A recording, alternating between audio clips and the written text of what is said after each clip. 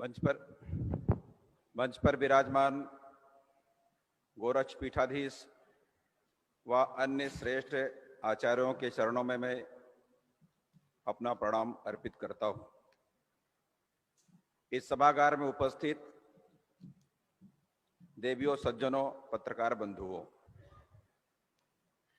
अध्यात्म का जो चरम है उसके जो दो रूप हैं, एक आंतरिक है, एक बाह्य। आंतरिक में संयम और साधना है और बाह्य में स्वाध्याय और सेवा है।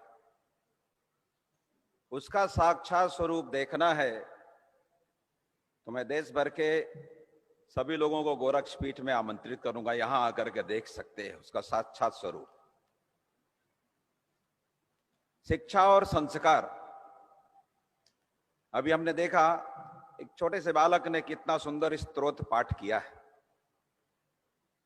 महाराणा शिक्षा परिषद, उसमें से जो विद्यालयों का यहाँ पर संच है, समूह है, उसके माध्यम से लाखों लाख विद्यार्थी अब तक यहाँ से ठीक प्रकार की शिक्षा प्राप्त करके कोई ऐसी विधा नहीं होगी जिसमें आज वो देश में अग्रणी रूप से स्थापित होकर के सेवा न कर रहे हो।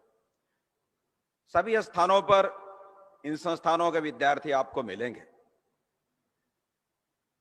संस्कार का स्वरूप हमने देखा, छोटी बालिकाओं ने कितना सुंदर गीत हमारे सामने प्रस्तुत किया है। 1995 में पक्की बाग में संघ का प्रथम वर्ष शिक्षा वर्ग लगा था। मैं प्रथम वर्ष करने के लिए यहां पर आया था, तो उस समय संयोग से कार्यक्रम के बाद में यहां पर आने का अवसर मुझे मिला था। बड़े महाराज जी उस समय थे, कितना शांत चित्त बैठे थे। उनको देख करके ही हम लोगों को अपार ऊर्जा प्राप्त हो रही थी, अपार हर्ष हम लोगों को प्राप्त हो रहा था।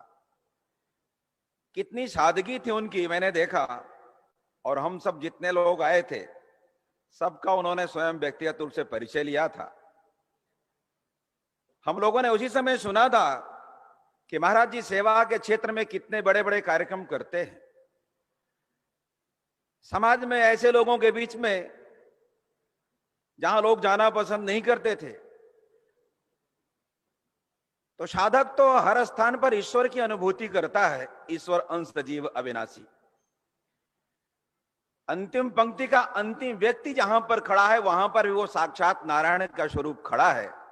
ऐसे स्थानों में जाकर के महाराज जी समरसता के भोज के कार्यक्रम कराते थे।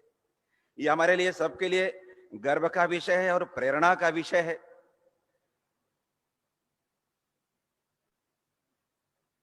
सुरक्षा और समन्वय, वो भी हम देख रहे हैं। इस पीठ ने न जाने कितने वर्षों से समाज की सुरक्षा किया है। कितनी हमारी बहनें लव जिहाद का शिकार होते होते बची हैं, उनको वापस लाने का काम और समाज के अंदर समन्वय बनाने का काम इस पीठ ने अपने प्रयत्नों से किया है। आज समाज आशा भरी निगाह से अपनी सुरक्षा की अपेक्षा इस पीठ से करता है। यह पीठ निरंतर समाज की सुरक्षा में अपना योगदान लंबे समय से दे रही है। ब्रह्म तेज, छात्र तेज, दोनों प्रकार का तेज यहां पर सम्मिश्रण देखने को मिलता है। मैं विगत 4 वर्षों से यहां पर सह प्रांत प्रचारक और उसके बाद में 2 साल से प्रांत प्रचारक हूं। जहां कहीं से छोटी सूचना होती है किसी प्रकार की, वहां पर इस पीठ के कार्यकर्ता खड़े हैं। जहां आवश्यकता होती वहां पर यहां के लोग खड़े हैं। यहां के हमारे परम श्रेष्ठ आचार्यों ने अपने जीवन को संगीत का रूप दिया है।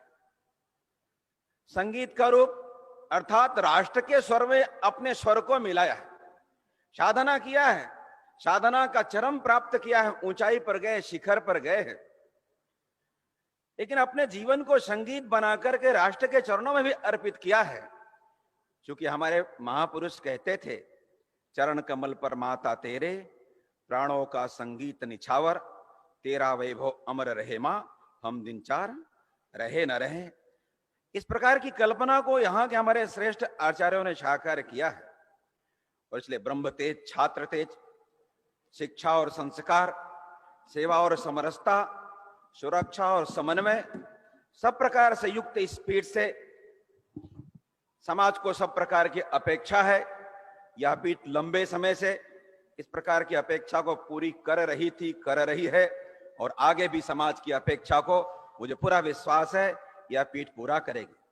राष्ट्रीय स्वयंसेवक संघ के साथ यहाँ के परम वंदनीय आचार्यों का सब प्रकार का सहयोग रहता था, अभी वर्तमान में है और आगे भी जिस प्रकार का सब दिख रहा है सब साथ में मिलकर के हम लोग करते हैं। जहां एक सूचना होती वहां सब साथ में खड़े रहते हैं और इसलिए सब प्रकार से तेज से युक्त इस पीठ की मैं वंदना करता हूं और परम श्रद्धे ब्रह्मलीन ब्रह्म तेज छात्र तेज शिक्षा संस्कार सेवा समरसता सुरक्षा और समन्वय जिनके जीवन का अंग था, ऐसे उन दोनों श्रेष्ठ आचार्यों के प्रति अपनी राष्ट्रीय स्वयंसेवक संघ विचार परिवार की तरफ से अपनी विनम्र श्रद्धांजलि अर्पित करता हूं। बहुत बहुत धन्यवाद। और ये थे